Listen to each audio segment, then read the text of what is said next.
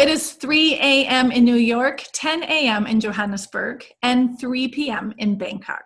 Welcome to this special episode of Expat Happy Hour, being videoed simultaneously from Johannesburg, South Africa, and Stockholm, Sweden.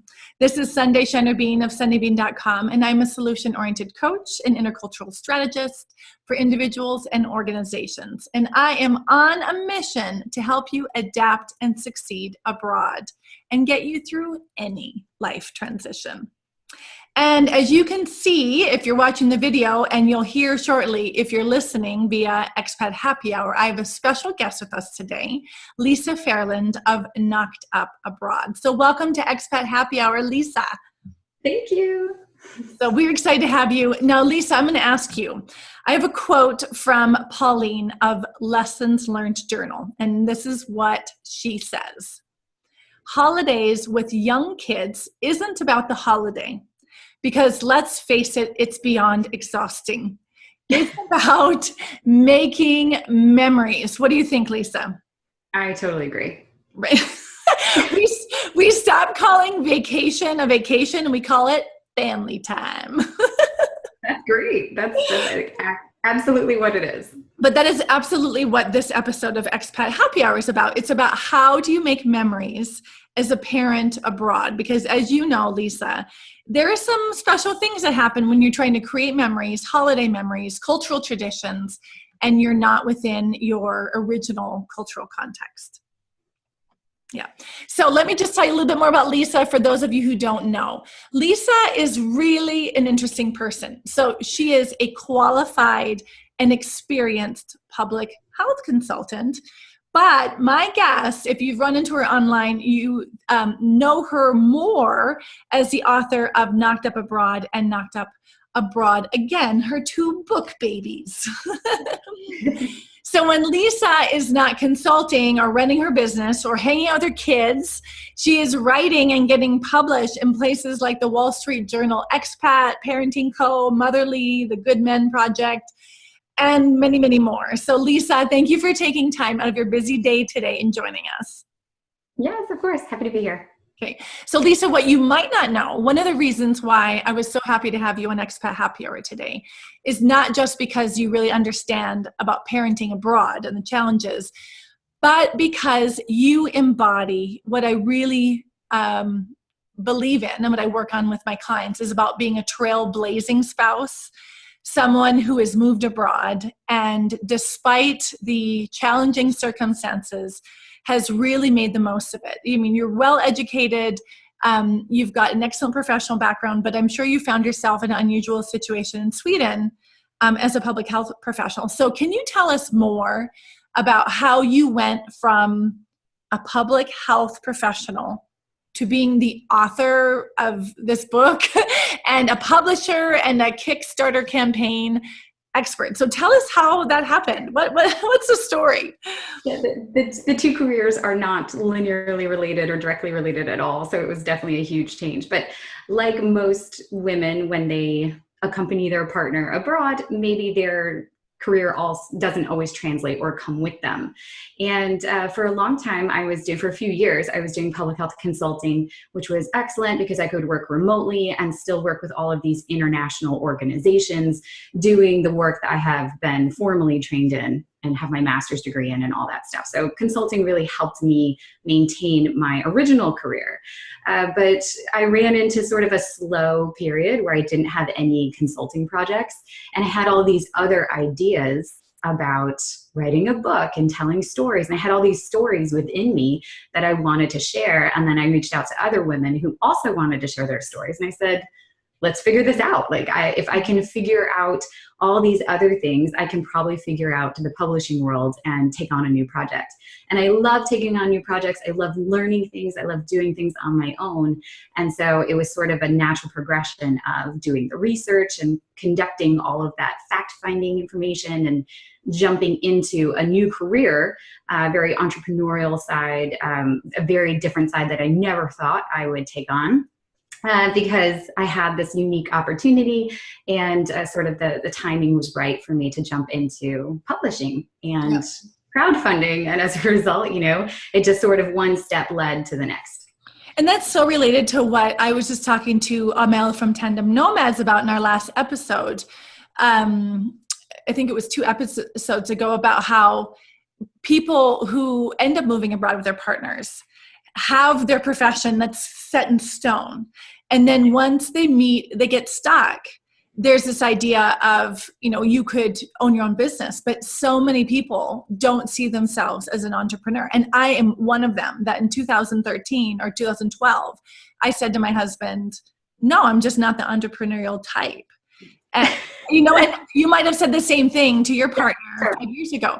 So I guess the one message, which is aside from our main topic today, but I really believe in it, that if anybody out there who's listening, who is an expat partner and has fixed professions like you did and like I did, and do not see yourself as an entrepreneur, that might not be true. Like, if with enough inspiration and focus that got you to your first profession, you could find something really meaningful and discover about yourself that you didn't know.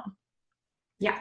Exactly. And all that passion, I mean, the only difference between someone who has sort of this career track laid out for them versus an entrepreneur is that the career track that was laid out for me for public health, it's like you get your master's degree, then you get a job, then you do this and do that. And there was a progression that you could easily follow. As an entrepreneur, I'm creating my own path. And that seems really scary at first.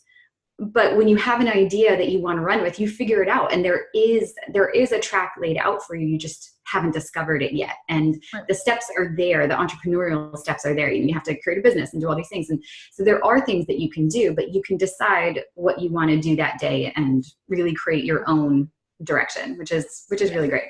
And what I find the most important part about that is if you are a dual working family, one has a fixed assignment and one has the flexible entrepreneurial path, and you have a family, it's a way to have some flexibility. It doesn't mean it's easy, but it has some flexibility that is not possible if you both have the very fixed assignment. So it's the advantage. With the uncertainty comes the advantage of the flexibility. So, but our actual topic today is about parenting abroad, especially since in many cultures, November, December, January has multiple times to celebrate. And while those celebrations vary and the purpose varies, it is a big season for holidays. And for expats, it's a time where people take, if it's in South Africa, you take a summer break. If you're not in South Africa, you take a winter break and you might go see family. So this is what I'm interested in talking to you about. And here's where this topic became important to me, Lisa. So when I was living in Switzerland, we have, my son might have been like 3.5, I think 3.5. And we went to the US originally for Christmas. When he started getting older, I think his first Christmas was like 2.5. And he learned Santa Claus, has a big belly and it, jiggles like a bowl full of jelly, rosy cheeks, and Santa comes on the 25th. Well, then when we're in Switzerland, all of a sudden my son's like, wait a minute. Santa comes on the 6th of December and he's tall and skinny and he has a burlap sack. And if you're bad, he'll take you into the forest with this other guy called Schmutzli. So I was faced with this dilemma of like, how do I keep the dream and the spirit of Christmas alive, or of Santa alive for my son, and not lie to him, but somehow bring these two cultural traditions together? And that you can do that more easily at 3.5. It gets harder as they get older, right? And you have other conversations to have. But that's where I was like, wait a minute, how do I carry my cultural traditions on with my son? My husband has another cultural tradition, and it's in contrast to what we grew up with. So tell me, you must have a story that's similar. Have you ever experienced a dilemma like me with any holiday or any cultural tradition where you felt stuck? I wouldn't say stuck so much as surprised. Okay. In Sweden, Easter, we were surprised by witches knocking on our door and asking for candy at Easter time. And that to me is so not at all, like it was almost like Halloween on Easter, but just witches. Because the Swedish cultural tradition is that, the witches fly to Blåkulla, this mountain, and they have a meetup with the devil. And this is before a very holy holiday. And so as kids, they're flying around to blow kula and they're going around the neighborhood and they hand out a card to you that's a decorated Glad Påsk card, a Happy Easter card, and they have to decorate it in order to get candy. Well, I didn't have any candy on me because I wasn't expecting trick-or-treaters, our American definition of trick-or-treaters, the Thursday before Easter. So it was one of those weird, I was just like, huh? And so the first year was one of those discovery years where you're surprised and you're like, oh, what do I do? And then after that, we've just incorporated it. And so now we have both the Easter witches that we do, a few days before Easter, and then we do the egg dyeing and the Easter bunny and that stuff on Sunday. So I wouldn't say it's in direct contrast. It was just a surprising cultural difference. And so we've been lucky where my husband and I are both from the US. So we have very similar cultural traditions that were easy for us to blend. So we haven't had any direct contrast, but so we've just been able to incorporate our local traditions, our Swedish traditions, into our American traditions quite well. So now we kind of celebrate both. Which is Which isn't there a dilemma now? Your kids get more candy, like, like it's in April, it's in October. Yeah, but they still get a lot less candy than they would have had we been raising them in the US. I think that the candy culture here is very strict and a little more subdued. So they're getting less candy overall. That's nice to be able to escape some of that. One of the other, it's not a dilemma, but one of the things we had to decide is on Christmas, where I come from, we're from, the Midwest in the United States, and we would put up our Christmas tree the day after Thanksgiving, usually if we had our way. And we would decorate it with light bulbs, like big, bright light bulbs. And even as a child, we would string popcorn on thread, and we would, eat half the popcorn and string the popcorn on. And by, most European standards, they would think our tree was totally kitsch, right? But not like cool kitsch, like a kitsch, like the word why it was originated. And I don't care. I grew up like that. That was like sort of the imagery as a child, what Christmas meant to me. And I like tinsel and the shiny stuff on the tree. And when I came to Switzerland, I realized the tree doesn't go up until the 24th. It's a smaller tree. It's real. And then you light candles, real candles on it. I know. And if you have a toddler, you're like, great, how are we going to do this one? So we had to negotiate. So anybody who's listening or watching who has a binational or bicultural relationship, those are the negotiations we had to have. Is you feel a tradition, a cultural tradition in your body, like from childhood, and it means so much to you. And I, as the other partner, felt the same way. And then you have to find a way, how do we make this work? And how can we do it in a way that both parents feel like you get to give what you experienced as a child onto your own kids? So I think binational couples have, it's not that they have a disadvantage at all. It's just another negotiation of what do we want to do and what do we want our kids to have both. So I don't know, maybe what we could do is we could put on, we might do that actually. We put the Christmas lights on, and if we want to add candles on the last day, I think we've done that in our own home. But we didn't do that when we were at other people's homes. We just took whatever tradition they had. So could you compromise and get those, because we have them here, they look like candles, but they're light bulbs. Yeah. I don't know if we ever found those. Put those on. But that would even be more kitschy, wouldn't it? Like, if you're going to do... It's either all the way you don't want to take a dry tree and put live candles on it. Like, that's a bad idea. No, it is a fire hazard, especially if you have a toddler and they're playing with your Christmas tree. Yeah. So you can have your Christmas tree, and then you can get the small tabletop one with the live candles on it. You can keep away from the kids. There you go. See, Lisa, that's why I had you come on today. Problem solving. Gotta be creative here. Both at the same time. I love that idea.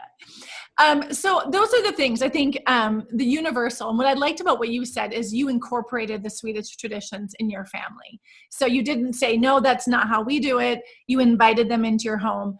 Have you struggled to bring in your own cultural traditions in Sweden? I'd say the ones that we didn't want, we just dropped entirely, which was great. So we have not brought over all U.S. traditions. The only one that we've really held on to is Thanksgiving. And that it's much easier now. Sweden used to not have turkeys, like really. They were, and they're still very small. They're still about, the smallest size. Like the cooking directions in my Betty Crocker cookbook doesn't even have the cooking directions for that weight, because it's there's no turkey in the US that is that small. You get it and you're like, how long do we cook this for? I don't know. So it's interesting. So we're in sort of like uncharted waters when it comes to putting on a US Thanksgiving dinner in a foreign country, because a lot of the food can't be sourced or it's different. And so you're having to, when it comes to food stuff, it has a very specific flavor and a specific taste. And the way you cook it is different because you have a different oven, you have a convection oven instead of a different oven. So you have to make a lot of adjustments to pull off the same holiday. But that's really the only one that we've had any sort of difficulties around. Right. We've been pushing through, and now we have our own Swedish American Thanksgiving that is all Swedish ingredients, but like American flavors, or we're trying to anyway. That's good. So for anybody who happens to be abroad for their first year, where they're incorporating their cultural traditions, or they're trying to keep their cultural traditions alive, especially during their first year or two, my advice, and it matches exactly what you've just said, you need to plan in extra time to find the things. You need to plan in extra money to find the things. I remember when we had Thanksgiving for the first time in Switzerland, it was, I think you get turkeys for free in the US sometimes if you buy your groceries. It cost me $98 for my first turkey. And I just thought, this is ridiculous. And we had to go find marshmallows to go over the sweet potatoes. We had to go to a gourmet candy shop and pull out all the white marshmallows because they were like pink, green, and all this. And we had to pull out all the white ones.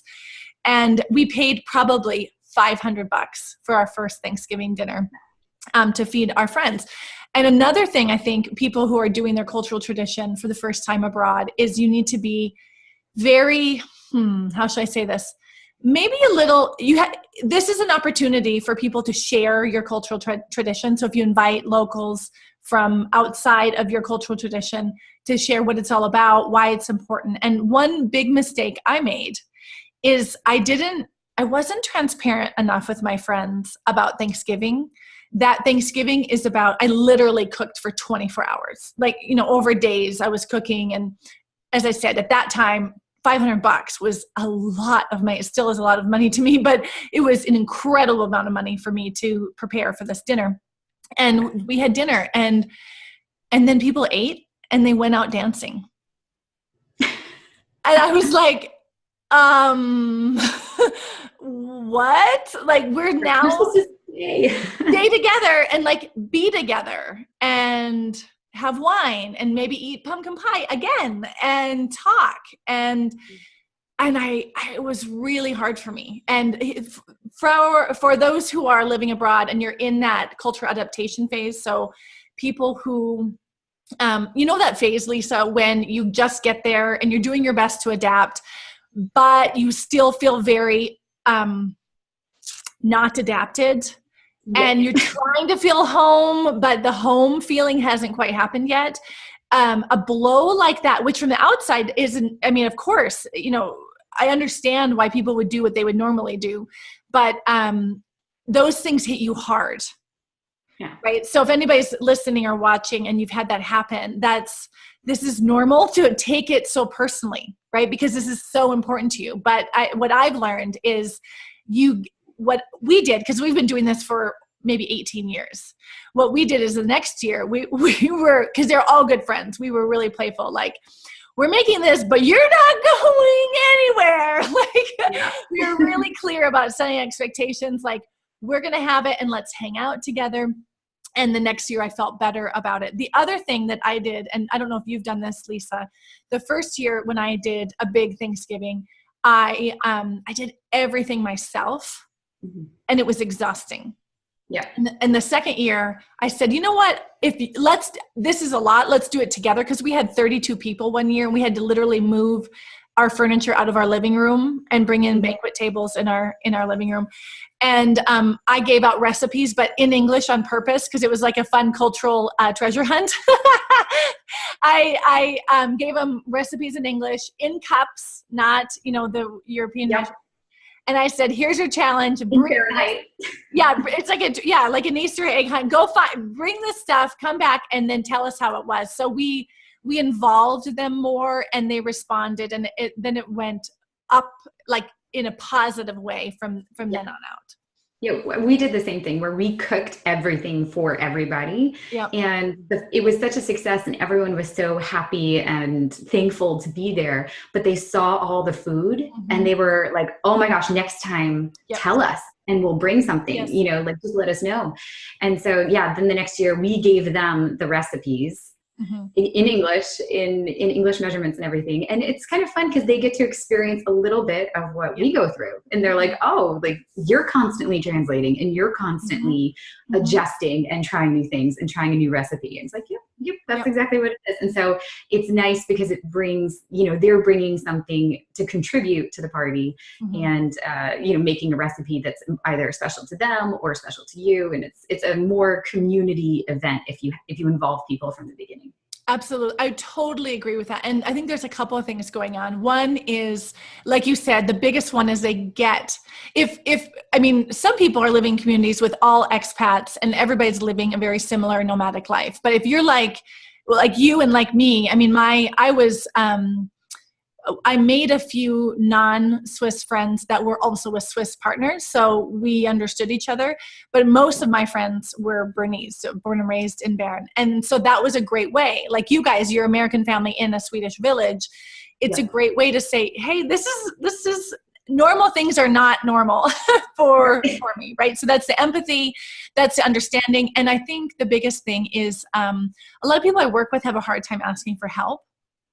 And what I've learned, kicking and screaming every step of the way, is that asking for help is a sign of trust.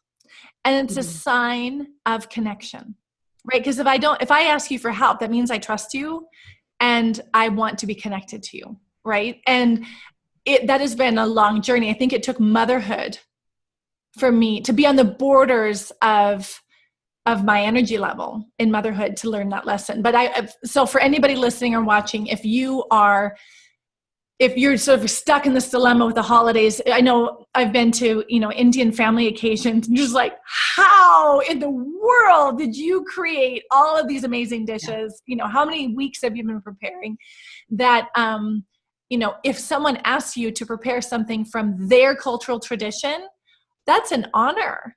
And that's a fun experiment. It's a great way to connect afterwards, laugh at the big mistakes. We laughed about, how hard it was for them to find marshmallows, or what is one of the things my mother puts in one of her Thanksgiving dishes is a can of creamed mushroom soup. Right, Campbell's.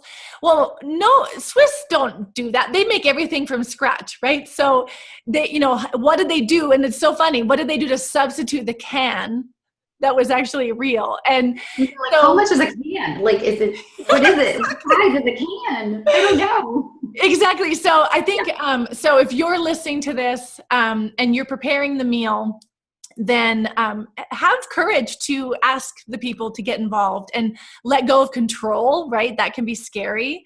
And ask. And if you're the one who's invited, see that as this absolute sign of friendship, actually, and trust. So fun. I like that we both have a similar experience. So anybody listening, anybody watching, or checking this out, my blog, add a comment.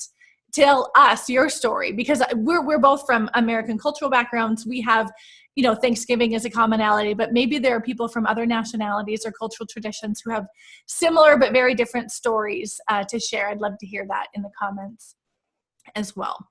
So these are success stories, Lisa. But I'm going to tell you where I messed up. And honestly, I just found out last night. So this is really interesting that we're talking today. There's a few things. I've lived abroad since 1998. My kids were both born in Switzerland. They've been outside of Switzerland since 2013. So culturally, I feel, I've loosened up my ties to the US, and I've adapted a lot about Switzerland just because I've lived more of my adult life in Switzerland than I have the US. And my kids, they've been in, several countries now. We're trying on so many levels to keep certain things alive. And what I notice I've done is, for example, Halloween. We're not with an American embassy, we're with this Swiss organization. So I've noticed I've relied on the American embassies around where we've been to sort of take on Halloween, to be responsible for Halloween. And even our school had what's called Boo in the Boot, which I grew up trick-or-treating door to door. I adapted that in Switzerland, which door to door in my apartment, like the bathroom door, the bedroom door, like really stupid. My poor kids are so messed up around Halloween. And then the school was doing Boo in the Boot. And I thought, good, I've got Halloween covered. So last night I was putting my oldest son to bed, and he said, we were talking about Thanksgiving, and I have a friend coming for Thanksgiving. And he's like, yay, can we carve pumpkins? And I said, honey, pumpkins our carving is for Halloween, not Thanksgiving. And he goes, well, we didn't carve pumpkins. I was like, I totally messed up. I did not. I know. I did not let my kid carve a pumpkin. We'll do it now, honey. We'll do it now. We're like, how do I turn this into a Thanksgiving tradition? So I felt really bad because now I'm getting like all emotional. My throat's all tightened up. I felt bad because I'm busy. I'm working really hard. I'm taking my kids to doctor's appointments when I don't have clients. We're just living life, right? Busy lives. And I thought, good, Halloween is taken care of. And I didn't realize how important carving a pumpkin was to my son. And I thought I was getting away with it because they didn't ask in advance. Right. So what you can do, it's not too late. It's not too late. You can do a few things. Pumpkins are sometimes hard to source depending on where you live. And again, we're lucky. Sweden is now providing pumpkins. I don't know where they came from, but now people are growing pumpkins and selling them. We're like, great. But before, when it was a problem, we used to get red peppers and orange peppers, orange bell peppers, and carve those. That's cute. And then the kids absolutely loved it because they could do it. It was small. It was none of the mess that a pumpkin is. And we could always find orange bell peppers, and then they could, take the time and create. We still had a pumpkin carving kit with that tiny knife that's like serrated on both sides, and do that. And then we made like a spooky zombie pasta with black pasta and red tomato sauce, and that was the blood and the brains and the stuff. And they loved it because it was like spooky and gross, but dinner. Yep. So you can still like salvage it a little bit if you want to have a Halloween themed dinner. You can do that and say, and next year write a note and set a calendar reminder for yourself to next October 15th, go find a pumpkin and do some pumpkin carving if that's an option. Well, and here's the thing. This is the thing why having children abroad and keeping these cultural traditions alive abroad is harder, because it's becoming summer here. So we don't have, you don't have the cues with the weather. I live in a cultural tradition where Halloween is not traditional. So you don't have the cues in the stores to remind you. So like Lisa said, the advice is put it in your calendar in advance, because you're not going to get the weather cues or the cultural cues from the outside. It has to come from you. So tip 1 is set the calendar, because the cue has to come from you and not from the outside. So that's tip 1. The other thing I'm hearing from you is do it anyway, right? Yeah. Do it anyway. And the third thing that came up when you were saying that, and this now it's obvious, is that chronology is not important in the mind of a child. The memory is. And so where as a parent, I'm stuck, like it's not October 31st, it's November, whatever. I'm stuck on the chronology of the order of what it should be and when, with the shoulds and the coulds. And instead of what's the memory we can create. So I think that's the lesson that I'm taking away when we're focusing on parenting abroad and creating memories is 1, forgive yourself if you messed it up. 2, set the calendar. 3, do it anyway. And 4, the chronological order is not as important to your children as it is to you. It's the memories that matter. Right. And also, I would say, we put on for the first time ever Halloween Charlie Brown. It's Halloween Charlie Brown or something. The Charlie Brown movie, and they were bobbing for apples. And my kids are like, "What is that? What is that? Can we do that?" And so there may be these American culture or other cultural cues that you share with your kids that you have forgotten about, that they see and they wonder about. And so just keep that in mind, that you may be accidentally introducing things through movies or through shows that they have no idea is actually happening, like a Halloween party with bobbing for apples. Is that an actual thing? Are people doing that? Is that something we can do? And I think it's just important just to ask your kids, what do you want to do for Halloween? What are some things that you're looking forward to doing? Because there may be things that they've seen elsewhere or talked to their friends about. And, who knows, it might be, they really want to hang out with their friends and have a dance party, a disco or something. And that's so okay. And we'll arrange that and we'll make sure that happens. Right. So the other thing, just to make it really transparent for those who are watching or listening, is involve your kids early. So if I had asked my kids at the beginning of October, Halloween is coming up, what's important to you? Then maybe I would have gotten the pumpkin cue a little bit earlier. So that's great. That's really great. Wonderful. So we've talked about how to recover from a mistake, a missed opportunity, right? What do you find is important when you're trying to teach a cultural tradition that doesn't exist in, let's say you're in Swedish context, or the mothers that the people that live abroad?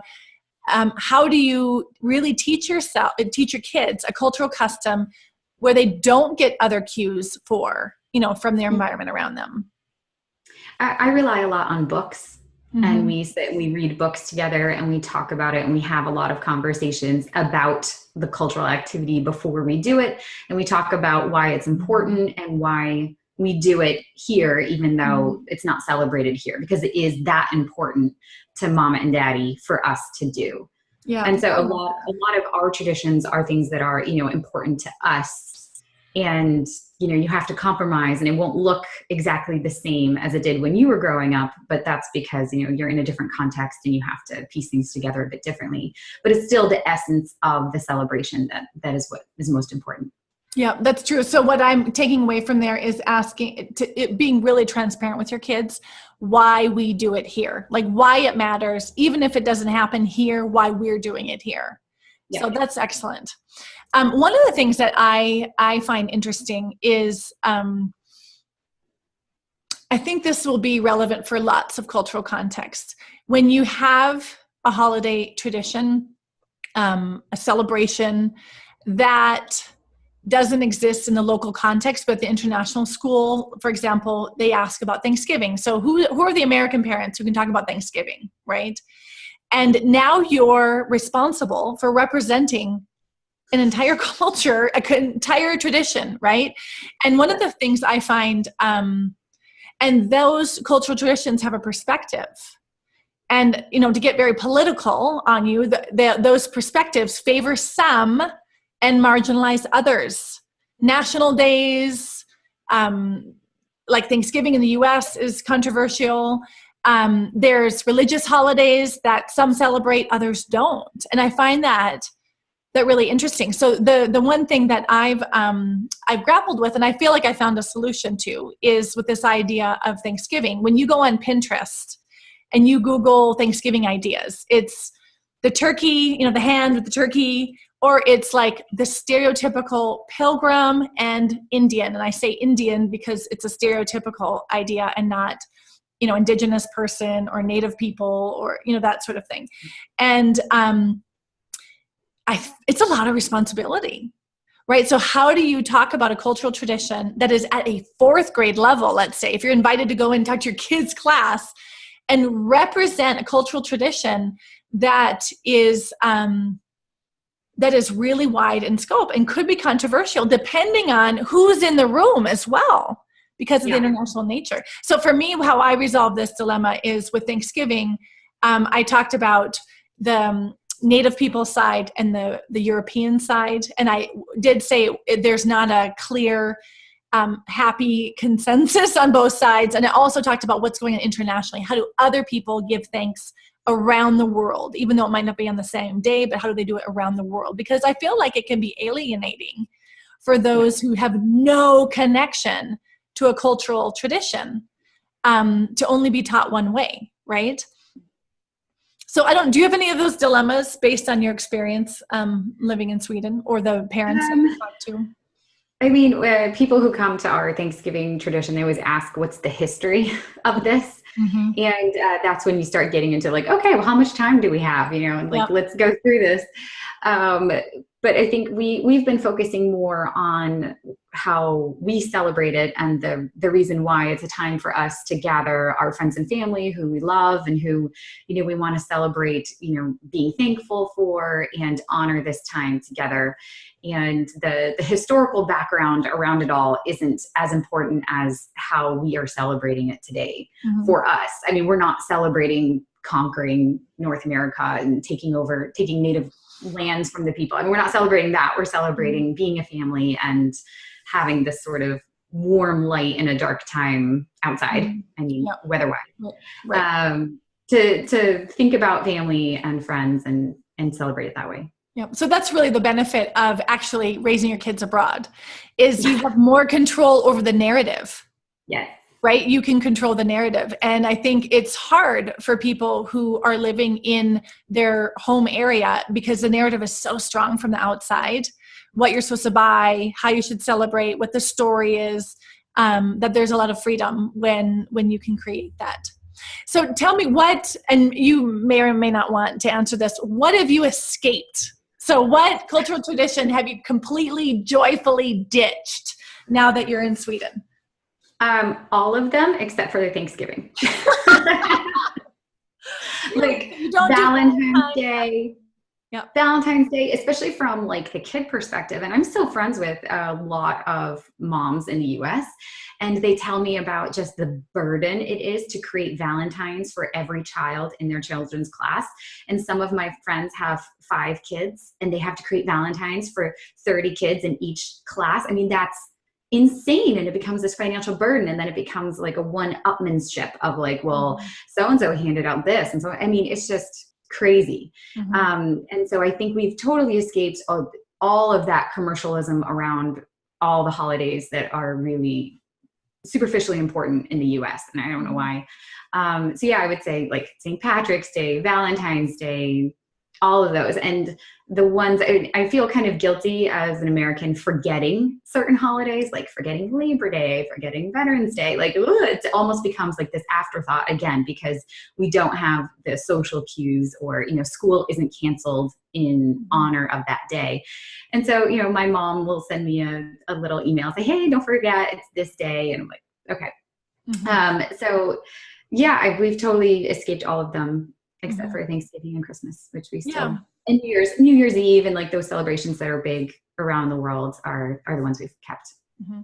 And I think that's honestly what is special about that. It's almost like the commercialism is muted.